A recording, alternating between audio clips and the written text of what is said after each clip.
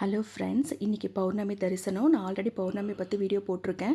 3 பௌர்ணமி நீங்கள் தொடர்ந்து பார்த்து ஒரு வேண்டுதல் வச்சிங்கன்னா அது கண்டிப்பாக நிறைவேறும்ன்றது ஒரு பூரண நம்பிக்கை. ஏன்னா அந்த வேண்டுதலை இந்த பூரண சந்திரன் நியாயமான வகையில் இருக்கும்போது கண்டிப்பாக நிறைவேற்றுவார். இது நிதர்சனமான உண்மை. நான் ஆல்ரெடி நிறைய தடவை இதை எக்ஸ்பீரியன்ஸ் பண்ணியிருக்கேன். சரி, அப்படி என்னம்மா எக்ஸ்பீரியன்ஸ், நீ என்ன வேண்டுதல் வச்சேன்னு கேட்குறீங்களா? நீங்கள் என்னோட சேனல் ஃபாலோ பண்ணுறீங்கன்னா இது என்னோட 3வது பௌர்ணமி வீடியோ. முதல் பௌர்ணமி வீடியோவில் நான் ஒரு வேண்டுதல் வச்சுருந்தேன். என்னோட சேனல் அப்போது ஆல்மோஸ்ட் ஒரு 20-25 சப்ஸ்கிரைபர் தான் இருந்து ஒரு 100 சப்ஸ்கிரைபர் ரீச் பண்ணணும்ப்பா அப்படின்னு நான் வச்சுருந்தேன். 100 இல்லைங்க, அதுக்கு மேலேயே ரீச் ஆகிடுச்சு. ஆனால் அது இந்த சேனல் இல்லை, அது என்னோடய இன்னொரு சேனல். அது முழுக்க முழுக்க பக்திக்காக, என் அப்பன் முருகனுக்காக நான் மனமுருகி எழுதுகிற பதிவுகள் எல்லாமே அந்த சேனலில் இருக்கும்.